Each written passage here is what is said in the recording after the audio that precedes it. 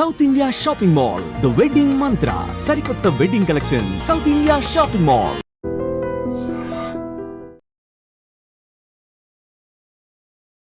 నమస్కారం, welcome to I dream. ధర్మ మార్గం విత్ విజిత కార్యక్రమానికి స్వాగతం.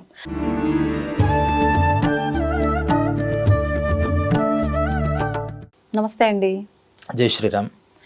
శ్రీరామ్ గారు, మనం క్రిందటి ఎపిసోడ్లో గరుడ పురాణంలో భాగంగా ఎటువంటి పాపం చేస్తే ఎటువంటి శిక్ష అని తెలుసుకున్నాము. దాంట్లో కొన్ని మనం జాగ్రత్త పడేవి ఉన్నాయి, కొన్ని మనం ఫార్వర్డ్ అవ్వకుండా ఆపేసుకునే ఉన్నాయి, ఇప్పటికిప్పుడే దాన్ని సాల్వ్ చేసుకునే కొన్ని ఉన్నాయి.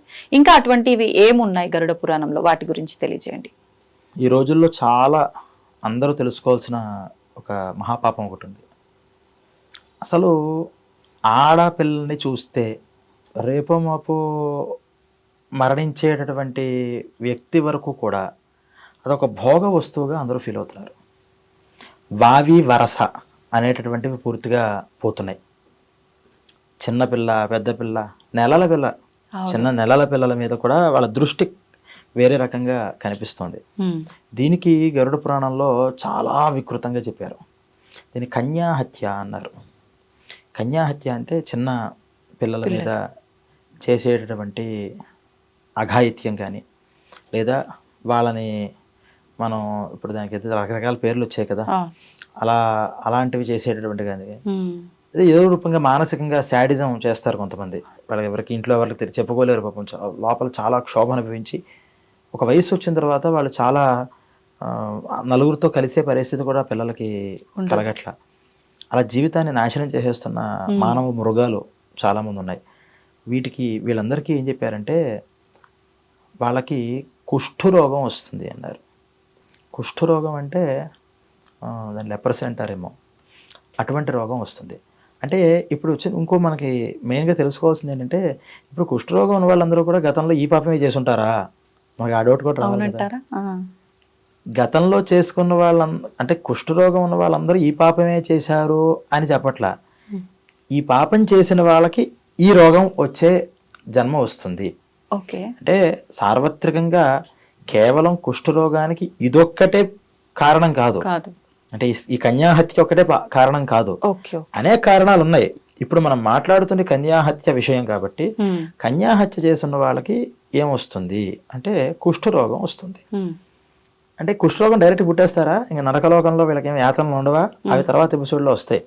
ఈ భయంకరమైన శిక్షలు అనమాట. అంటే దాన్ని మనం రఫ్గా చెప్పుకుంటే, ఒక కాలుతున్న ఇనుమ స్తంభం ఉంటుంది. అది ఎలా ఉంటుందంటే 1000 degrees అంటాం కదా, అసలు అదే మెల్ట్ అయిపోయేలా ఉంటుంది అది. కానీ మెల్ట్ అవ్వదు.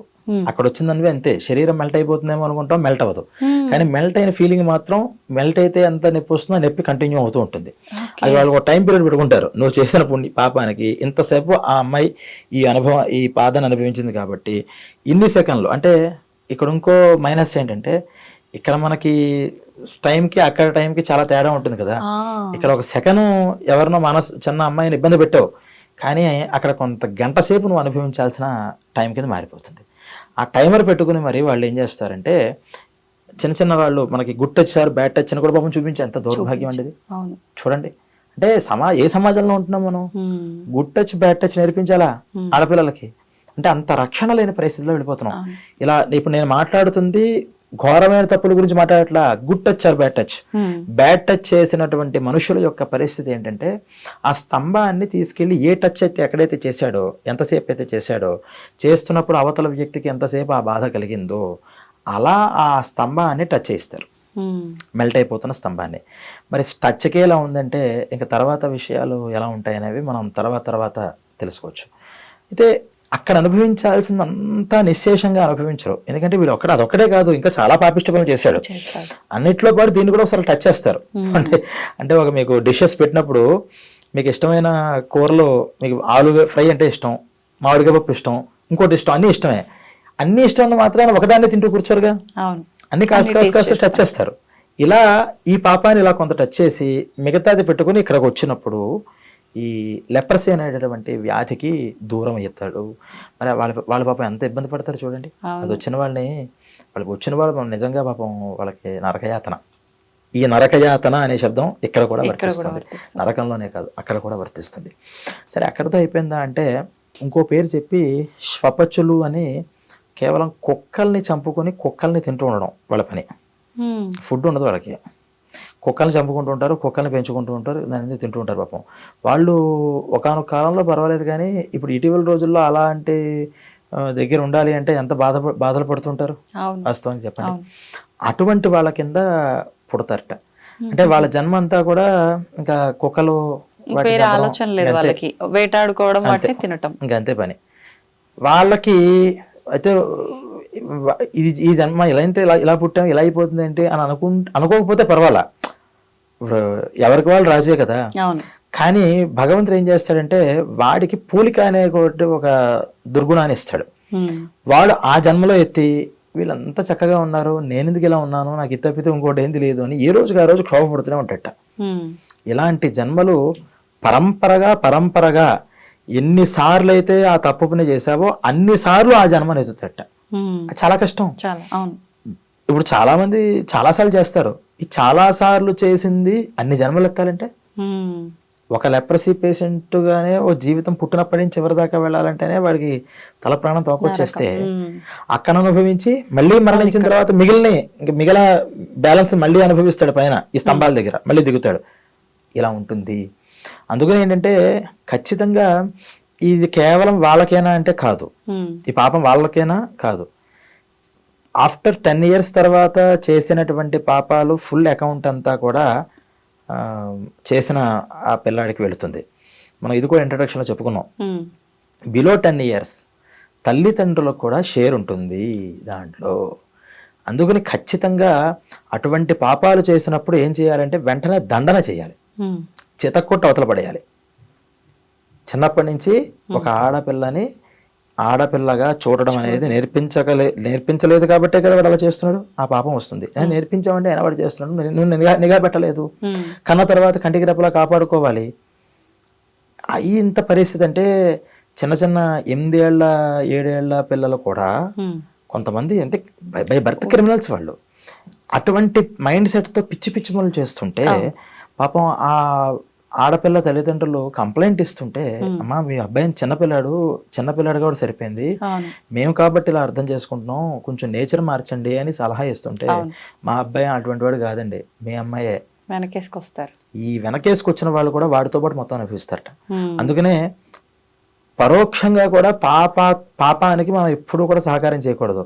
ఏమో చెప్పారు, నువ్వు కనీసం ఫస్ట్ వాళ్ళ నిందలే వేస్తున్నారు అనుకుందాం, పక్కన నైబర్స్ మనం అంటే పడతా నిందలు వేస్తున్నారు, సరే అని ఒకసారి మనం నిఘా పెట్టుకుని ఆలోచించుకోవాలి కదా. ఫస్ట్ ఊరికే వత్తాసు పిలికేస్తూ కూర్చుంటే నా కొడుకు కదా అని. ఈ తీరు వల్ల కూడా పిల్లలు సరైన పెంపకం లేకపోవడం వల్ల కూడా క్రిమినల్స్ తయారవుతున్నారు. అంటే ఆ దృష్టి లేకపోవడం, చిన్నప్పటి నుంచి చెప్తున్నా సరే ఎవరో ఒకరు చెప్తారు, పట్టించుకోకపోవడం. ఇది చిన్నప్పటి నుంచి తల్లులు నేర్పించకపోతే, వాళ్ళు నేర్పించినా వాళ్ళు చేశారు అంటే ఆ పాపం వాళ్ళ అకౌంట్లోకి వెళ్ళిపోతుంది. నేర్పించకపోతే నేర్పించినందుకు గాను వాళ్ళతో పాటు ప్రతి స్తంభం దగ్గర ప్రతి జన్మలోనూ అనుబంధ జీవులుగా వస్తుంటారు వీళ్ళు. ఏ జన్మలో ఏ అనుబంధం ఉందో నా మీద ఎంత దీంతో అంటాం, ఇదే అనుబంధం, పాపానుబంధం ఇది. ఈ అనుబంధం వల్ల ఏమవుతుందంటే వాడు కుష్ఠరోగి కింద పుడితే ఆ కుష్ఠరోగికి సేవ చేసే వాళ్ళ కింద వీళ్ళు పుడుతూ ఉంటారు. వీళ్ళు ఎవరైనా ఆనందంతో చేస్తాడు సేవ, ఇబ్బంది పడుతూ ఏంట్రా నా జన్మ అయిపోయింది, వీడికి ఇలా చేయాల్సి వస్తుంది, తిట్టుకుంటూ వాడిని తిడతారు, వీళ్ళు తిట్టుకుంటూ ఉంటారు. వీళ్ళకి అదే జన్మ. అందుకని పిల్లల్ని కనేయడం కాదు, కన్న తర్వాత చాలా సక్రమంగా చూడాలి. అందులో ఇటీవల కాలంలో ఇది బాగా పెరిగిపోతుంది, విపరీతంగా పెరిగిపోతుంది. ఎందుకంటే అంతా అశ్లీలం, టీవీ చూస్తే అశ్లీలం, ఫోన్ చూస్తే అశ్లీలం. ఆ అశ్లీలం యొక్క ప్రభావం చిన్నపిల్లలకు పాపం ఏం తెలుసు, వాళ్ళకి పాపం ఏం తెలియదు కాబట్టి అన్నీ తెలిసేలా చెప్పాలి, అన్నీ తెలిసేలాగా. అందుకనే మనకి సంస్కృతిలో కుమారీ పూజ అని చిన్న బాల పూజని పెట్టారు. చిన్న పిల్లలకి పూజ చేసి అమ్మవారి స్వరూపంగా చూడాలి. ఆడదే అంటే అమ్మవారిగానే చూడాలి. ప్రతి చెల్లిగా మాట్లాడాలి, చెల్లి అని మాట్లాడడం ఇవన్నీ పోయాయి.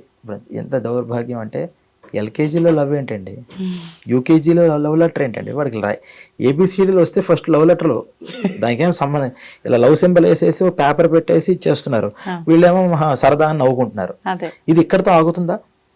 అందుకని అంటే మనం ప్రతిదీ నెగిటివ్గా ఆలోచించాలి అని నేను చెప్పట్లేదు, కానీ ఖచ్చితంగా నెగిటివ్ కోణం కూడా ఆలోచించాలి. ఆలోచించాలి. అందుకని ఈ శిక్షలు అనేవి దీనికి కన్యాహత్య అనేటటువంటి విషయానికి మనకి చెప్పారు. అంటే మొత్తానికి ఇవన్నీ సినిమాల రూపంలో ఏదైతే మనం వింటున్నామో ఇవన్నీ వాస్తవమే, శిక్షలు ఉన్నాయి నిజంగా, ఖచ్చితంగా ఉన్నాయి. అందుకని మరి ఇటువంటి దానికి ఏం చేయాలి, మరి ఆ కుష్ఠరోగి ఏం చేయాలి అంటే ఈ కన్యామణులు ఎవరైతే ఉన్నారో వాళ్ళని పూజ్యభావంతో చూడడం, చిన్నపిల్లల్ని వాళ్ళకి చిన్నపిల్లలకి ఏమి ఇష్టం, వాళ్ళకి ఒక చాక్లెట్ ఇస్తే, చిన్న ఆడుకునే వస్తువు ఇష్టం. సరే అసలు సమాజంలో దగ్గరికి రానివ్వరు కదండి. వాళ్ళు డైరెక్ట్ గా చేయకపోయినా ఇండైరెక్ట్ గా చేయొచ్చుగా. వాళ్ళ పాపం వెళ్ళి చేయడానికి అవ్వదు, ఇండైరెక్ట్ గా వాళ్ళకి చిన్నపిల్లలకి ఏం కావాలో అలాంటివి చేస్తుండడం. కనీసం మనస్సులో ఆడదాని విషయంలో ఇలా చేశానే, ఎంతమంది ఆడవాళ్ళు నా వల్ల ఇబ్బంది పడుతూ ఉంటారు అని అనుకోవడం. దీనివల్ల అంటే ఫర్ సపోజ్ ఆ లెప్రసీ పేషెంట్కి ఈ పాపం కనుక కారణం అయ్యి ఉంటే ఆ పశ్చాత్తాపం వల్ల ఆ పాపం అనేది పరిహారం అయ్యి తర్వాత జన్మల్లో ఇటువంటి జన్మలు లేకుండా ఉంటాయి. సరే మనపోటి వాళ్ళకి అవి ఇప్పుడు లేవు కదా అనుకుంటాం, కానీ సంథింగ్ ఏమో ఎక్కడైనా ఉందేమో కాబట్టి ఇది దీన్ని దృష్టిలో పెట్టుకుని అరే అలాంటి పాపాలు వస్తాయిరా కాబట్టి అలా వెళ్ళకూడదు అని మనం అనుకోవడం, మనకి పిల్లల్ని కూడా అలా మనం తయారు చేయడం అనేటటువంటిది దీనికోసం మనం చేసుకోవాలి. ఇప్పుడు అంటే శ్రీరామ్ గారు తెలిసి కొన్ని చేస్తాము, కొంతమంది వాడు తప్పు చేస్తున్నా అని తెలిసి కూడా వాడికి రైటు అన్న వేలోనే పోయి వాడు చేస్తుంటాడు. అసలు తెలియకుండానే కొన్నిసార్లు ఇలాంటివి చేసేస్తుంటారు. ఎలా చేసినా శిక్ష మాత్రం ఖచ్చితంగా ఉంటుంది. ఖచ్చితంగా అంటే తెలియకుండా ఇలాంటి పనులు చేయడానికి సాధ్యం అవ్వదండి. వాస్తవానికి తెలిసే చేస్తాడు ఎవడైనా సరే. ఇది ఒక్కటే అని కాదు, మామూలుగా అంటే ఏదైనా అంటే దీని గురించి కూడా మనం అన్ని ఇంట్రడక్షన్ మాట్లాడుకుందాం. ఇప్పుడు ప్రేక్షకులు ఆ 1 hour ఇంట్రడక్షన్ ఎందుకు తెలుసుకోవాలి అంటే దీని గురించి ఇది అర్థం అవ్వాలంటే అది బాగా తెలుసుకోవాలి. అది 1-2 సార్లు వినాలి. ఇదంతా రా మెటీరియల్ వినడానికి బాగుంటుంది, మళ్ళీ పాయింట్స్ గుర్తురావు. డెప్త్ అయిన విషయాలు మనం మాట్లాడుకుంటున్నాం. అందుకని ఆ ఇంట్రడక్షన్ లో ఇది కూడా చెప్పాం. ఏ పాపం తెలిసి చేస్తే వస్తుంది, తెలియకుండా ఏ పాపం మనకు అన్ని పాపాలు తెలిసినా తెలియకపోయినా వస్తాయా అంటే కొన్ని వస్తాయి, కొన్ని సందర్భాల్లో రావు. అయితే మనకు తెలియదు. దానికి మనం ఒకసారి చెప్పినట్టు ఆ వీడియోలో మనం ఏం చెప్పామంటే అలా డ్రైవ్ చేసుకుంటూ వెళ్తాడు, టైర్ కింద ఏదో పోయింది, అదేంటో పాపం పోయినట్టు కూడా తెలియదు. మరి అప్పుడు పాపం వస్తుందా అంటే రాదు. ఎందుకు రాదు? మరి జీవి అయితే పోయింది కదా, ఎందుకు రాదు అంటే నీ కర్మ కాదు దాని కర్మ, దానికి నీతో ఒక రుణం ఉంది నీ చేతిలో పోవాలని, ఆ రుణాన్ని తీర్చేసుకోండి. కానీ ఏదో వెళ్ళింది, ప్రెస్ అయింది, వెళ్ళిన తర్వాత సంథింగ్ ఏదో ఒకసారి వెళ్ళింది అని ఆపి వెనక్కి చూశాడు అంటేనే నీకు అది అంటుకునే పాపం కాబట్టి మనకు అంటపడుతుంది, లేకపోతే మనకు కంటపడింది. ఇప్పుడు ఏం చేయాలి? అయ్యో నా అవసరంగా చేశానేది నేను, దాన్ని అలా రోడ్డు మీద పడేసి వెళ్ళిపోకుండా పక్కకి తీసుకెళ్ళి దానికి ఏదో ఒక మట్టిలో కూరడమో పాతడమో ఏదో చేసి ఇక మీదట మళ్ళీ వెళ్ళినప్పుడు ఇలా జరిగింది నా వల్ల, కొంచెం జాగ్రత్తగా వెళ్ళి ఉండాలి, ఇలా ఈసారి వెళతాను అని మార్చుకోవడం అనేది చేయడం వల్ల పాపం యొక్క తీవ్రత 50% అక్కడ తగ్గిపోతే తర్వాత 50% తగ్గిపోతుంది. ఇలా కొన్ని పాపాలు ఉంటాయి తెలియక చేసిన పాపాలు అని. కానీ ఇటువంటి క్రూర కృత్యాలు చిన్నపిల్లల మీద, ఆడపిల్లల మీద అంటే ఇలాంటి వాళ్ళు ఇక్కడ తప్పించుకుంటున్నారండి, కానీ పరమ దారుణంగా అవుతుంది వాళ్ళకి. ఇక్కడ కూడా మనం చెప్పాను, తప్పించుకోవడం అంటే అర్థం ఏంటంటే వాడు ఇంకా పాపాలు అనుభవం ఇంకా పొందే యోగ్యత ఉంది వాడికి. ఇప్పుడు వాడికి ఇది ఒక్కతే దాంతో సరే ఇంత క్రూరమైంది కదా అని వెంటనే చంపేశాడు అనుకోండి, మరి వాడికి ఇంకా ఈ పాపాలు అనుభవించడానికి టైం ఏది? అంతే. అంటే వాడికి ఈ శిక్ష సరిపోదు, ఇంకా ఎక్కువ శిక్ష కావాలి కాబట్టి ఇక్కడ సరిపోదు. ఇప్పుడు నేను చెప్పిన ఇనప స్తంభం శిక్ష ఏ దేశంలో అయినా ఇస్తారా? ఏ న్యాయస్థానంలో ఇస్తారా? ఏమిస్తారు? మహా అయితే జైల్లో పెడతారు. నిర్భయ లాంటి కేసుల్లో కూడా ఏమి ఇస్తున్నారు? దాంట్లో చిన్న శిక్షలు ఉంటాయి. అంటే చిన్న శిక్షల అంటే పెద్ద శిక్షల, చిన్న శిక్షల అనేది వాడు చేసిన తప్పు, ఆ తల్లిదండ్రుల యొక్క బాధ, ఆ పిల్ల పడిన మానసిక నరకయాతంతో పోలిస్తే వీడి శిక్ష ఎంతండి? వాడు ఎక్కడ కూర్చున్నా జైల్లో బయట తిరగట్లేడు, కానీ తింటాడు, పండుకుంటాడు, వాడి పనులు వాడు ప్రశాంతంగా చేసుకుంటాడు. కొన్ని సందర్భాల్లో వాళ్ళని ఎన్కౌంటర్లు చేసే పరిస్థితులు ఇలాంటివి చేయండి క్షణంలో కదండి. అది వాడి బాధ అంతా ఒక క్షణంలో ఇలా పోయింది, బుల్లెట్ పోయాడు, కానీ అది సరిపోదు. ఆ పిల్ల పడిన బాధ ఎంత తీవ్రంగా పడింది. అటువంటి శిక్షలు ఇక్కడ పడవు, ఇక్కడ మనం భూమి మీద వేయలేం. కాబట్టి దేవుడు అక్కడ ప్రిపేర్ చేసి అంత సిద్ధంగా ఖచ్చితంగా ఉంచుతాడు. అందువల్ల పొరపాటును కూడా స్త్రీ రూపంగా, కన్యా రూపంగా, ఆడదాని ఉసురు అంటారు, ఆ ఉసురు గురించి తర్వాత వస్తుంది. ఇది కన్యా, బిఫోర్ చైల్డ్ ఏదైతే ఉందో అది చాలా మనం ఫస్ట్ నుంచి నేర్పించాలి పిల్లలకు కూడా. అదే విధానంగా నేర్పించి గౌరవంగా. అందుకనే పూర్వం ఆడవాళ్ళ విషయంగా మర్యాద రావడం కోసం అవి నేర్పించేవారు. ఆడకి లేదు, మగకి లేదు, అవును పరమదారుణంగా ఉంది. అవును అసలు ఎంత దారుణం అంటే 6 months నుంచి 6 కూడా తగ్గిపోయింది, ఇప్పుడు 3 months చిన్న బేబీ అయితే చాలు, అంతే. అంతే ఆడదంటే ఆడపిల్ల చాలు అయి అంతే. ఉంటే చాలు. అది 60 years ఓల్డ్ వృద్ధురాలైనా సరే వీడికి అసలు కంటికి అంటే కామాంధులు అంటారు. అటువంటి కామాంధులకి అంటే దీంట్లో కూడా ఇంకా తర్వాత ఉంటాయి. ఆ రూపంగా చూడకూడదట, చెడు దృష్టితో చూడకూడదు. చూస్తే ఏమవుతుందో దానికి ఉన్న శిక్షలు తర్వాత ఉన్నాయి. మరి అంటే మనస్సు మరి కంట్రోల్ చేసుకోవడం కష్టం కదండి. టీనేజ్ వస్తుంది, టీనేజర్లు ప్రాక్టికల్ గా మాట్లాడుతున్నాను. మనం పురాణాలు చెప్పేస్తే ప్రాక్టికాలిటీ ఉండదు, ప్రాక్టికల్ గా మాట్లాడదాం. టీనేజ్ వచ్చింది, టీనేజర్ యొక్క స్వభావం ఏంటి, లోపల హార్మోన్స్ వల్ల కానీ దేనికైనా సరే ఒక అట్రాక్షన్ అనేది ఉంటుంది. ఆ తప్ప అదే దాని పాపం ఎలా అంటారండి, పాపం అని వాడికి తెలిసిన ఏజ్ యొక్క ప్రభావం కదా అది అన్నప్పుడు అక్కడ నీకు ఒక్కసారి భావన కలగచ్చు, ఒక ఇష్టపడడము ఇంకోటో. కానీ క్రిమినల్ గా ఆలోచించడమును సరదాగా ఇష్టపడడానికి తేడా ఉందా లేదా? చాలా తేడా ఉంది. ఈ క్రిమినల్ మెంటాలిటీ వరకు మనస్సుకు తీసుకెళ్ళకూడదు. ఫస్ట్ ఏదో సరదాగా ఇష్టపడ్డావు, ఇలా నాతో ఏమిటి ఇష్టపడడంలో కూడా పూర్వకాలంలో కూడా ఇష్టపడేవారు. ఎలా ఇష్టపడేవారు, ఈమెతో నా జీవితం ఉంటే బాగుండేదే, నాతో ఉంటే బాగుంటుంది. ఇప్పుడు ఎవరండి అలా అనుకునేది? లేరు. ఎక్కడో ఉన్నారు ఒకటితో మహానుభావులు. మ్యాక్సిమం పీపుల్ లైఫ్ జీవితం కాదు, తాత్కాలికమైన క్షణికానందం నాకు కావాలి. ఇది చాలా ప్రమాదం. దీన్ని మనం మార్చుకోవచ్చు. అన్నిట్లో కల్తీలాగా ఇక్కడ కూడా మనుషులు, బంధాలు, బంధుత్వాల్లో కూడా కల్తీ వచ్చేసినాయి. అందుకని ఈ విషయం చాలా మనం ప్రతినిత్యం కూడా మనం చాలా జాగ్రత్తతో, ఒక ఆడపిల్ల పుట్టినా కష్టమే. ఆడపిల్ల పుడితే ఎక్కడ ఏం జరుగుతుందో, ఏ రోజు ఏది వినాల్సి వస్తుందో బాధ. మగపిల్లాడు పుట్టినా కష్టమే, ఎక్కడ ఏ విధోపం చేసేస్తాడో. అందుకని వీళ్ళు జాగ్రత్తగా ఉండాలి, వాళ్ళు జాగ్రత్తగా పెంచాలి. అప్పుడు సమాజంలో మంచి వాళ్ళు రావడానికి చిన్నప్పటి నుంచి కాస్త ఆధ్యాత్మికత, ఒక డివోషన్, ఈ మార్గాన్ని తీసుకొస్తూ ఉంటే కొంత, అంటే ఇప్పుడు నేను 100% మారిపోతారు, శుద్ధపూసలు అయిపోతారు అని చెప్పలేము. ఎందుకంటే కేవలం ఈ వాతావరణమే కాదు, బయట ప్రపంచం, టీవీస్, ఫ్రెండ్స్ మాట్లాడుకునేటటువంటి మాటలు, మీకు 3rd class 4th class పిల్లలు మాట్లాడుకునే బూతులు మనం వెళ్ళలేకపోతున్నాం. అంత దారుణంగా మాట్లాడుతున్నారు వాళ్ళు, పెద్ద పెద్ద డైలాగ్స్ అని. అంటే ఆ వాతావరణం, ఎందుకంటే ఇంట్లో కూడా అవే మాటలు పెద్దవాళ్ళని మాట్లాడుతూ ఉంటే చూసి నేర్చేసుకుంటారు. క్యాజువల్ అయిపోయింది, బాగా అయిపోయింది. అందుకని ఆ వాతావరణం నుంచి ఖచ్చితంగా రాకపోతే మాత్రం కన్యాపాతకం, చాలా కన్యాహత్య అనేది మహాపాతకంగా చెప్పారు. మొత్తానికి చాలా జాగ్రత్తగా ఉండాలి. లైఫ్ అనేది చాలా జాగ్రత్తగా లీడ్ చేయాలి. అంతా కూడా ఒక ప్రణాళిక, ప్రతి కదలిక ఒక ప్రణాళిక ప్రకారం వెళ్ళాలంటారు. ధన్యవాదాలండి. తవ్వుతూనే శివలింగం, సరే దాన్ని అట్లా కప్పేసేయండి, చూపించదండి.